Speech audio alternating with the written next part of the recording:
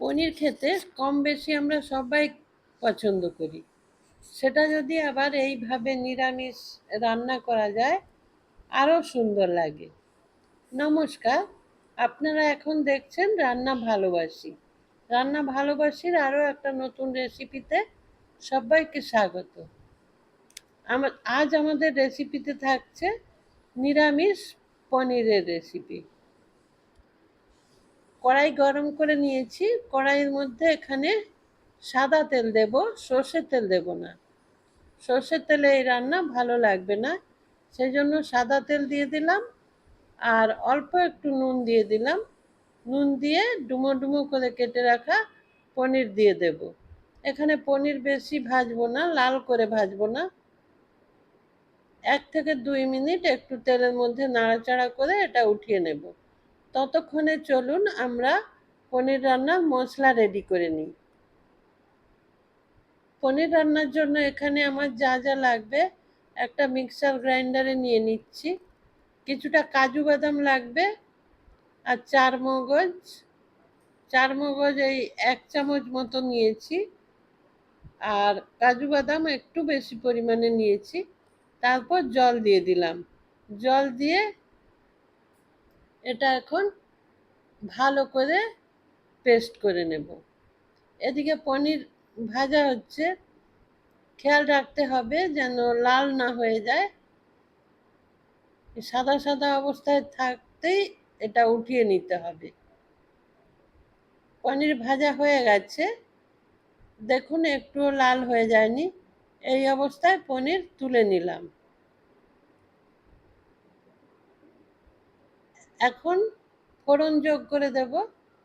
ফোড়নে গোটা গরম মশলা, এলাচ, লবঙ্গ, দারচিনি আর একটা তেজপাতা দিয়েছি। দিয়ে ওটা একটু ভালো করে সুগন্ধ বেরোনো পর্যন্ত ওটা ভেজে নেব। আর এই সময় গ্যাসের ফ্লেম মিডিয়ামে থাকবে। আদা বাটা দিয়ে দিচ্ছি, কাঁচা লঙ্কা বাটা দিলাম। দিয়ে ওটা ভালো করে কষিয়ে নিতে হবে। এখানে পেঁয়াজের ব্যবহার করব না, আগেই বলেছি আমি এটা নিরামিষ রেসিপি। কোনো কোনো ক্ষেত্রে কেউ কেউ নিরামিষ রেসিপিতে পেঁয়াজের ব্যবহার করে, কিন্তু এখানে আমি পেঁয়াজের ব্যবহারও করলাম না। কাঁচা লঙ্কা আর আদা একটু ভালো করে কষিয়ে নিচ্ছি। এরপর বাকি মশলাগুলো দেব। তার আগে অল্প একটু জল দিয়ে মশলাটা কষিয়ে নেব।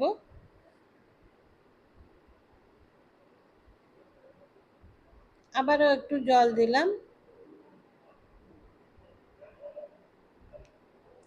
দিয়ে আবারও একটু কষিয়ে নেব। আপনারা যারা আমার ভিডিওটা দেখছেন প্লিজ একটা লাইক দিয়ে দিন। একটা লাইক দিয়ে ভিডিওটা কন্টিনিউ করুন। এখন ধনে গুঁড়ো, জিরে গুঁড়ো, প্রথমে জিরে গুঁড়ো দিয়েছি, তারপর ধনে গুঁড়ো দিলাম। তারপরে হলুদ অল্প দিয়েছি, হলুদ দিইনি, এখানে লাল লঙ্কার গুঁড়ো একটু দিয়েছি। হলুদের ব্যবহার করব না। আর ফেটিয়ে রাখা 50 গ্রাম দই এখানে দিয়ে দিলাম।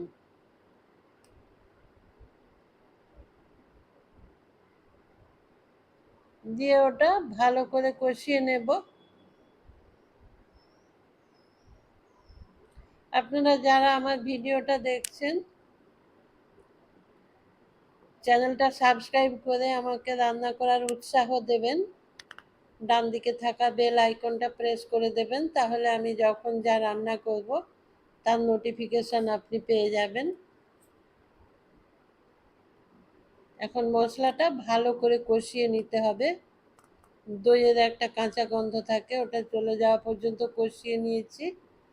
তারপর ওই যে কাজু বাদাম চারমগজ বাটা ছিল ওটা দিয়ে দিলাম। মিক্সার গ্রাইন্ডারে বাটি ধুয়ে অল্প একটু জল দিয়ে দিলাম। দিয়ে ওটা আবারও ভালো করে কষিয়ে নিতে হবে।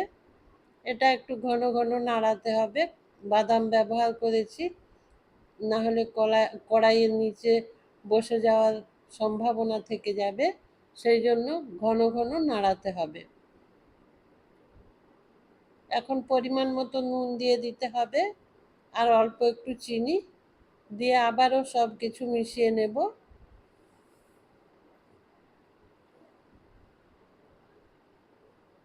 এই যে মশলা থেকে তেল ছেড়ে গেছে, মশলা খুব সুন্দরভাবে কষানো হয়ে গেছে। এখন আমি কিছুটা লিকুইড দুধ দিয়ে দেব। কিছুটা দুধ ব্যবহার করব আর অল্প জল ব্যবহার করব। দুধ যেই পরিমাণে দিয়েছি জল একই পরিমাণে দিলাম, দিয়ে আবারও ভালো করে মিশিয়ে এটা ফুটে আসা পর্যন্ত একটু ঢেকে দিলাম।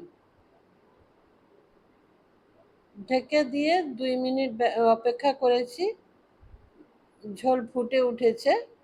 এখন একটু নাড়িয়ে দেব, তারপর পনিরগুলো দিয়ে দেব। সব পনিরগুলো দিয়ে দিতে হবে। প্লিজ একটা লাইক দিয়ে ভিডিওটা কন্টিনিউ করুন। পনির দিয়ে দিলাম। এখন সব কিছু একটু ভালো করে মিশিয়ে নিতে হবে। মিশিয়ে 5 মিনিট রান্না করতে হবে।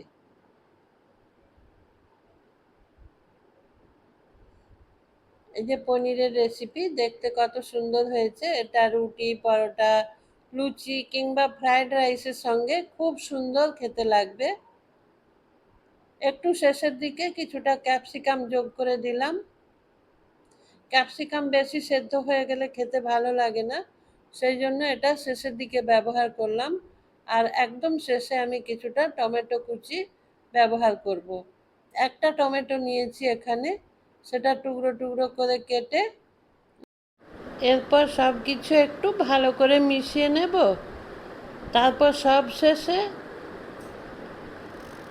অল্প একটু হাফ চামচ মতো বাটার ব্যবহার করব। এই বাটার দিলে এই পনির রান্নার স্বাদ আরও একটু বেড়ে যাবে বা ফ্লেভারটাও খুব ভালো হবে, সেই জন্য হাফ চামচ মতো বাটার দিয়ে দিলাম। এবার বাটারের সঙ্গে ভালো করে মিশিয়ে নেব। আর বেশি ঝোল কমাবো না, গ্রেভি এইভাবেই থাকবে। গ্যাস অফ করে দেব। এতক্ষণ যারা আমার সঙ্গে ছিলেন সবাইকে আমার অসংখ্য ধন্যবাদ। ভালো থাকবেন সবাই, সুস্থ থাকবেন। আর যারা নিরামিষ পছন্দ করেন তারা অবশ্যই এই রেসিপিটা ট্রাই করবেন। নমস্কার।